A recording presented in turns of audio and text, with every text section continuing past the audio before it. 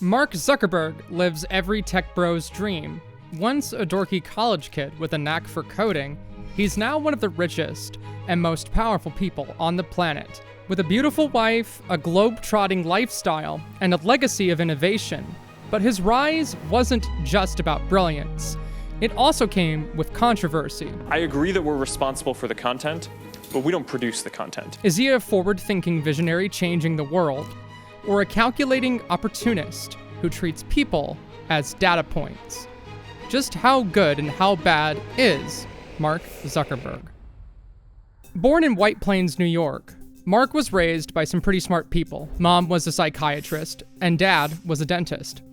At a young age, the Zuck exhibited a talent for computers and using them to help people get things done. When he was just 11 years old, he made a program called ZuckNet that allowed the computers at his house and that of his dad's dentist office to communicate with one another, making his old man's business run more efficiently. In high school, he made what he dubbed the Synapse Media Player, which used machine learning to learn users' listening habits long before Spotify started doing that for you. Zuck was ahead of the curve all the time, and that meant he could find solutions nobody else could. It meant he could stand out and make a ton of money. But his knack for creating collected data sets for individuals started well before he was an adult, which proved that his propensity for treating people as data may have been ingrained at a very early age. That pattern would continue in college. He had innate talent, sure, and it was noticed by people. It got him admission to Harvard in 2002, the story of his time there being famously depicted in the feature-length film The Social Network. Aspects of his personality were corroborated by many, in that it was supposedly an accurate representation of his ambitious and focused way of approaching life. But it also showcased his arrogant worldview. The most infamous detail about Facebook, as most people know it as today, is that the app once went by a different name, Face Smash. It essentially allowed users to rate the attractiveness of Harvard students by comparing publicly available photos, and it was about as controversial as you might expect. We're ranking girls. You mean other students? Yeah. It was certainly popular, which a lot of people probably weren't happy about, and it also raised some serious privacy concerns. A couple years later, he would work Face Smash into what we know today, Facebook. Facebook had an explosive rise. It represented Zuck's most prevalent talent, the ability to see and implement a system well before anybody else could even think about it. Now everyone could catalog their everyday lives and broadcast it with their friends on a daily basis anywhere on the globe at any point you wanted. This was Pandora's box for social media, and Zuck was on top of it. He deserves credit, at least in the skill department, for that alone. But in order for him to sit atop a social media empire back then, he had to backstab friends and become a ruthless businessman, starting with his friendship with a close college acquaintance and colleague on the Facebook project, to the point where he diluted his shares. He was ruthless when it came to business, stabbing everyone in the back that he had to. It was all for trying to propel Facebook to even greater heights. Zuckerberg seemed to think he could get away with making personally petty business decisions, but probably failed to consider that removing his buddy Eduardo Savering's name from the founding documents was super illegal, which led to him settling a case with his old friend.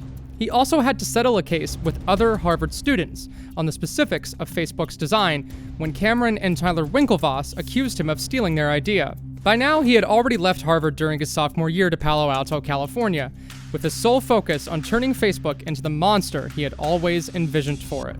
One way he tried to do this was with a newsfeed feature for Facebook in 2006. This sparked a controversy at the time, which feels a bit moot in comparison to how people use social media now.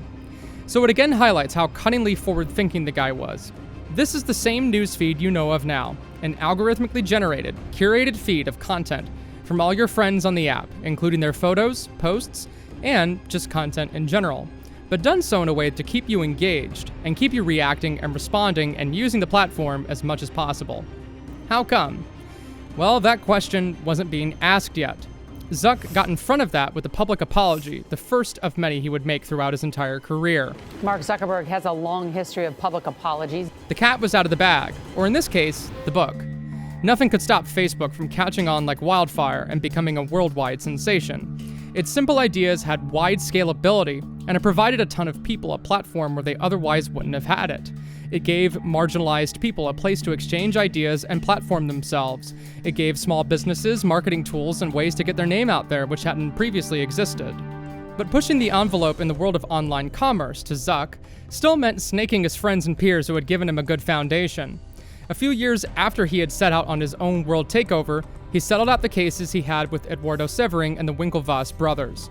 In 2008, after reaching 100 million users on Facebook, he settled with the Winklevosses for $65 million. In 2009, Eduardo Severin was able to get a fair shake from the crappy situation that existed previously, and he was given a share of the company that was small, but big compared to what money most would make in their whole lifetimes, and even many over. Just a year later, Mark Zuckerberg's success was noticeable across the entire world, and in 2010, he was given the distinction of being Time Magazine's Person of the Year. The Time article didn't just talk about his success as a business person. It positioned him as a sort of philanthropic communications wizard. He had a vision for creating successful communication structures that would change the way businesses got things done. Facebook helped average people collaborate, find employees, and get their message out to the general public. He was a successful champion for global connectivity, and it had wide-sweeping consequences, regardless of what people thought of him. And he was only 26 years old, making him one of the world's youngest self-made billionaires. He popularized the tech bro aesthetic that differed from the tailored suits of Wall Street, always appearing in a pair of sneakers and a hoodie. Zuck also, contrary to what many may have thought of him, did actually participate in philanthropy. For example, he donated $100 million to the public school system in Newark, New Jersey. Zuckerberg's first real significant introduction to the public was one of a young, ambitious entrepreneur who had a cool, casual demeanor. Those traits, supposedly, were a big part of what made him so successful. But that was just one news article. Other articles painted the Zuck as an evil mastermind thanks to his previous actions during the foundation of the company. But Time Magazine didn't talk too much about that. Why would they? It would have interfered with the narrative they were profiling for the new kid on the block. When Facebook raised $16 billion in its initial public offering in 2012, that small, undisclosed share that our buddy Eduardo Severin won in his court case against Zuck made him a billionaire. And after that, he has kept a low profile since. Who can blame him?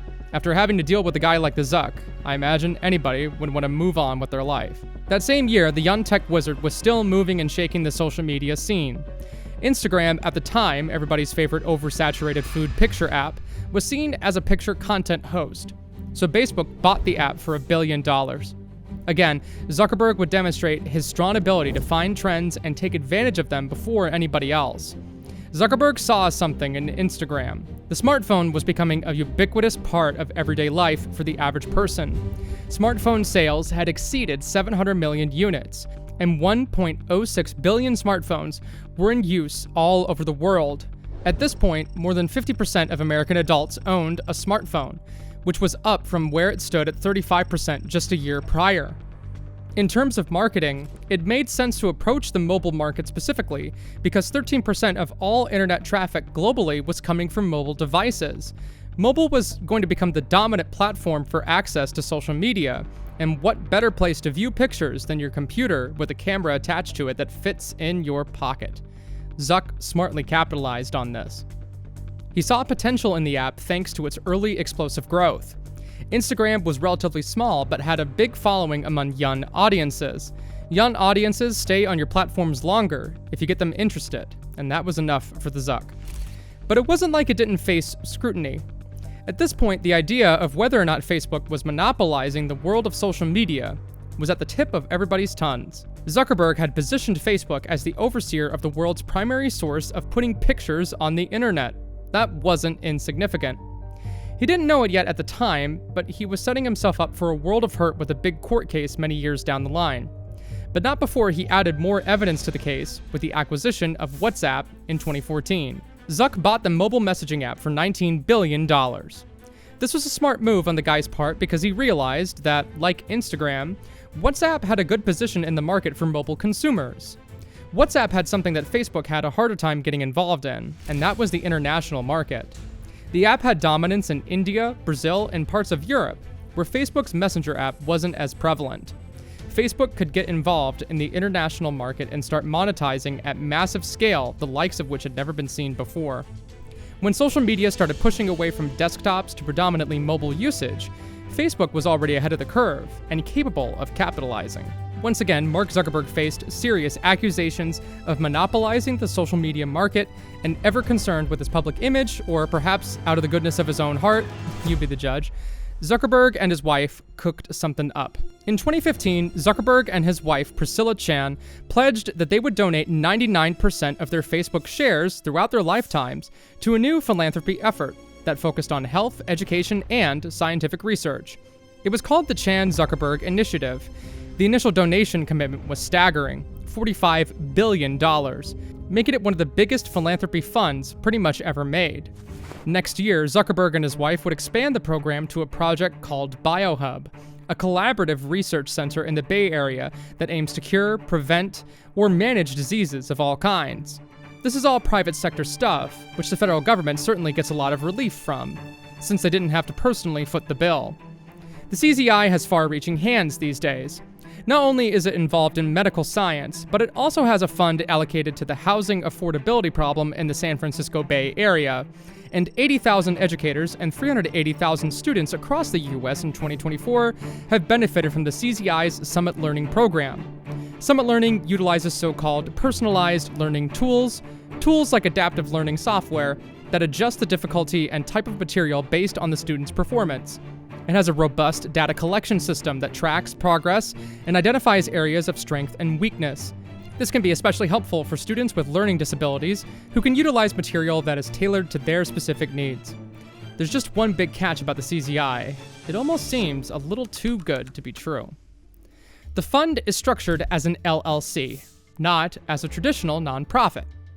You might wonder how that matters, but it has pretty significant circumstances in the eyes of American law.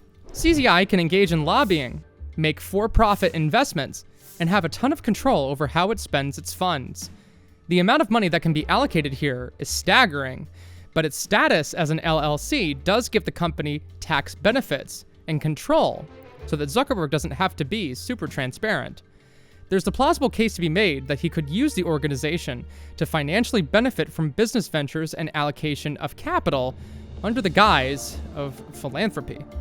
There's also the argument that Zuckerberg can impose his particular idea of how public education should be done without democratic oversight. Being a private entity, Zuck's CZI fund is not beholden to the opinion of the Democratic majority, and in some instances, it's gotten pushback from parents of kids in schools. Parents often criticize the CZI's emphasis on technology-driven education as too technology-driven, stating that its kids seem to have too much screen time and depersonalize the whole learning approach, rather than tuning into student needs at an individual level, which kind of defeats the purpose of the phrase personalized learning tool. The CZI structure as an LLC also allows Zuckerberg and his wife to get away with avoiding tax payments on significant portions of their wealth. Pledging to give away 99% of those Facebook shares through an LLC allows them to avoid capital gains taxes when they sell the shares to fund CZI projects. All this just goes to show that when a billionaire has an idea, it's a bit like the monkey's paw. Yeah, you'll get a certain outcome, but there's usually something else associated with it you may have not originally considered. If you thought that Zuckerberg's life was controversial at this point, just wait until we talk about one of the most controversial points in American history, the 2016 presidential election. In 2016, everybody, well, maybe not everybody, but a lot of people thought Democratic nominee Hillary Clinton was gonna win. And then she, didn't. A lot of people looked for an outlet to blame, and it seemed to make sense that the massive amount of nonsense that seemed to spread on Facebook, well, was a good place to start. The height of Facebook nonsense doesn't get much higher than Pizzagate. Strap yourselves in, because this one's a doozy. The Pizzagate incident was a famous conspiracy theory that resulted in a violent altercation. And a lot of people feel like Facebook and Mark Zuckerberg, by extension, didn't really do a whole lot to shut it down. In fact, some people think it may have been encouraged for financial incentive. The theory supposed that Hillary Clinton and John Podesta were involved in a child trafficking ring operating from the DC Comet Ping Pong Pizzeria. So convinced was one individual that this was actually happening that they decided to show up to the pizzeria with a gun to investigate the claims. Pizzagate was just one piece of the pie. The long and short of it is that these stories are sensational. And as long as companies like Facebook have an incentive to put ads on sensational stories, that means you can make unprecedented levels of money off of just about any crazy theory imaginable. And that's exactly what happened for years following. Another false story came out claiming Pope Francis had endorsed Donald Trump. He didn't. There were stories alleging that Hillary Clinton had Parkinson's or was using a body double for campaign appearances. Many fake news websites were able to take advantage of the Facebook algorithm to reach far and wide. A lot of this was documented as real, tangible effects of a Russian interference campaign in 2016. Zuckerberg had kept running things like business as usual, though, and a lot of people were not happy about it. 2 years later, Mark Zuckerberg would become the subject of infamous hearings before Congress in what was called the Cambridge Analytica scandal, where the robotic nature of his mannerisms was widely scrutinized, often likening him to a lizard. Funnily enough, these comments were primarily made on Facebook. Here, broad concerns about data privacy and the role Facebook had in being a curator of information were suddenly front and center. Zuckerberg, to his credit, took ownership of certain things. He stated, matter-of-factually, that Facebook had failed to protect user data. We didn't take a broad enough view of our responsibility, and that was a big mistake. It was my mistake, and I'm sorry. Getting grilled on the Hill did ensure certain important developments happened in the social media world. For one, Zuck outlined specific items that the company had taken to improve user privacy, such as limiting third-party access to data, and by being more open and straightforward with its descriptions of how the data was used. He also stated the company was going through a wide audit of all their apps to ensure compliance with the new policies. He was maligned as being robotic, but if we listened to the conversations, he remained composed and calm under pressure. And I think people have a right to be very upset. I'm upset that that happened. Often dealing with poorly framed questions, like this one from Senator Orrin Hatch. Well, if so, how do you sustain a business model in which users don't pay for your service? Senator, we run ads. Congratulations, Orrin Hatch, for realizing how free-to-use services on the internet work. Or how about this one from Representative Kathy Castor? You are collecting personal information on people who do not even have Facebook accounts. Isn't that right? Congresswoman, I believe that Yes or no? But Congresswoman, Because it has a overall, share button, so it's gathering. Facebook has the application. In fact, you've patented applications to do just that. Isn't that correct? To collect that Congresswoman, data. I don't think any of those buttons share transaction data. Zuck stayed cool as a cucumber here. And in this instance, it was a skill that kept his reputation intact, to a point. For one, as we mentioned already, Zuckerberg admitted that the platform was asleep at the wheel, but he also admitted that they had been aware of the problem since 2015. It didn't really start moving into gear to get ahead of the Russian bot wave until 2017. So was Facebook willfully ignorant? It begs the question, why did Facebook give Russian accounts the ability to purchase politically divisive ad space? Russian entities spent over $100,000 on ads, and Facebook obviously just took the check and ran with it. Zuck admitted that tens of millions of people had been reached by the Russian disinformation campaign. Intentional or not, Facebook had been a target of Russian intelligence, and had a responsibility to get its act together. The hearing brought up a lot of questions concerning the role of social media in the democratic process, and where the lines of honest support and malicious infiltration were drawn. Zuckerberg didn't face any particularly strong consequences after this series of events. After some time, this chapter of Facebook and Zuck came to a close, with another chapter just beginning. This next chapter of both Zuck and Facebook was a gamble, one so big it could change the landscape and meta of social media forever.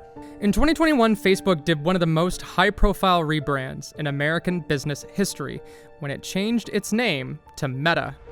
Meta got its name from the so-called metaverse, a virtual reality space that Zuckerberg was very enthusiastic about. Metaverse could augment reality or exist as a digital space completely unto itself, heavily integrated into aspects of everyday life for the average person. These discussions kicked off considerably during the pandemic of 2020, where companies had to adapt and find ways to utilize technology to keep business running. So if the metaverse looks a lot like VR chat, you'd be forgiven for thinking that. But Zuck thinks he can do this one better. Metaverse would incorporate what he calls Horizon workrooms. These are essentially virtual offices where you can interact with people and work in virtual office spaces, anytime, anywhere. The idea is to make it seem like they're physically in the same room, connecting you to the office anywhere in the world. People interact with their own virtual avatars, interacting with assets like whiteboards to do presentations, for instance. The idea is to make the internet feel a bit more like real life, with immersive environments that feel like you're really there. That's just for work. But Zuck also envisions social gatherings like birthday parties, movie nights, and concerts with friends in shared virtual environments. He is enthusiastic about this technology and suggests it will offer a true sense of presence with friends and family. But how popular is this idea? Well, if you took a look at the like to dislike ratio in the video promoting it, it sure gives you an idea. The main problem a lot of people have with it is that it seemed sterile. In VR chat, you can be whatever you want, like a werewolf or well, you get the idea. But metaverse just seemed like this plastic world for plastic people to do plastic things. It seemed to be lacking in clear practical applications or strategies of scale. Yeah, cool, I can attend a meeting in Second Life, but can't we just do this on Teams? Okay, don't even get me started on Teams. This system would also entail the need of VR headsets, which isn't an irrelevant barrier to entry. So Zuckerberg's propensity to tap into innovative cutting-edge tech actually might have been a disadvantage here, not an advantage. Maybe he had just a little bit too much dip on his chip.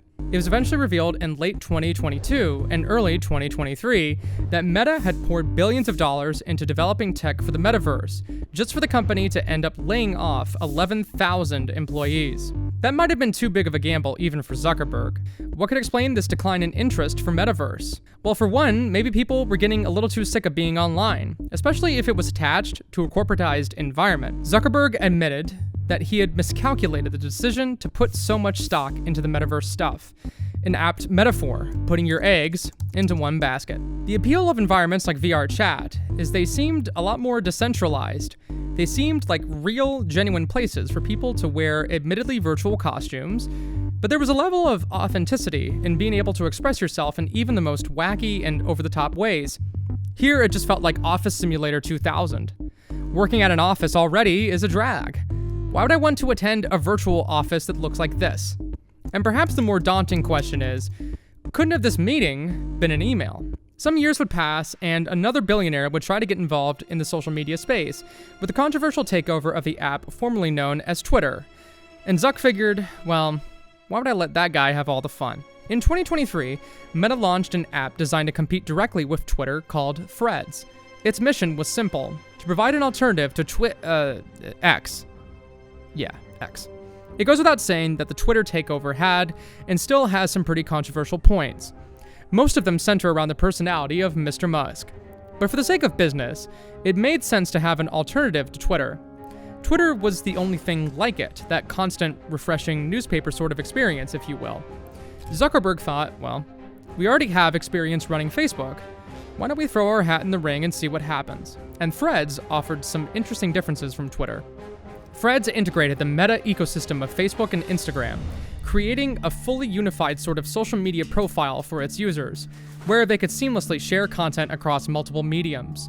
For creative entrepreneurs, it had its advantages, because you didn't have to start from zero to start posting content and getting leverage off of it. The app was also praised for just looking nicer. It had a clean user interface and experience compared to the feature bloat of Twitter that a lot of people were growing sick of. Threads had a massive surge in downloads, with over 100 million signups in just a few days. Massive growth in a small amount of time was just another day at the office for our buddy Mark, propelling him to the level of success he has today. And then he started laying people off, so that didn't work out that great. Meta seemed to have a product problem. The company just didn't really sell a lot of tangible stuff. It was a big tech company, yeah, but it sold experiences, services, spaces for people to interact online. That's a tough thing to market and make money off of while still keeping it as a free online service. Look at Zuckerberg's peers. Jeff Bezos has Amazon and AWS servers, Prime shipping and all that. Elon Musk has Tesla cars and SpaceX rockets. Zuckerberg has apps and a VR headset. So yeah, it's a tough sell. Critics cited a rushed development window on the app Threads and a lack of long-term planning. That seemed to be an example of trends in the tech industry at large. Trends that Zuckerberg started himself, if you want to be particular about it. It's true that Mark had such a golden goose in Facebook that it seemed like he spread his company and his professional ambitions in a wide variety of directions.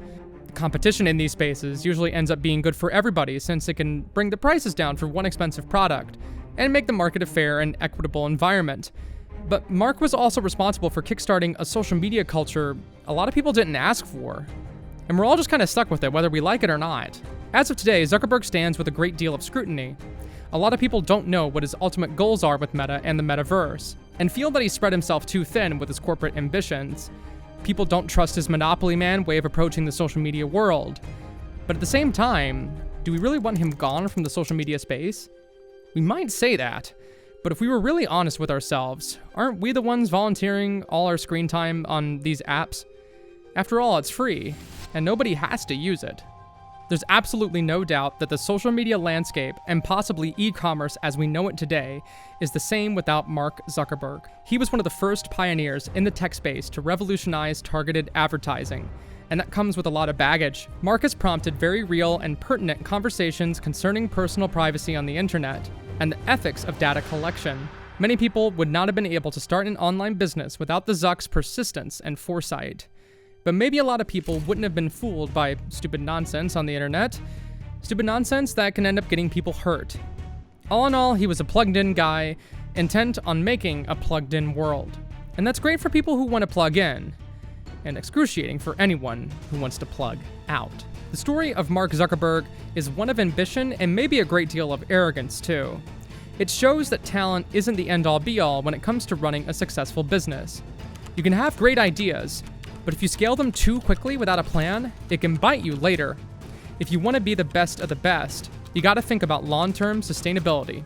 Or just be like the Zuck and have an idea before anybody else does. If you do, you might make something the world has never seen before. Liked our video on Mark Zuckerberg? We've got another video on a controversial billionaire you'll enjoy. Click here to see how good and how bad Jeff Bezos is, actually.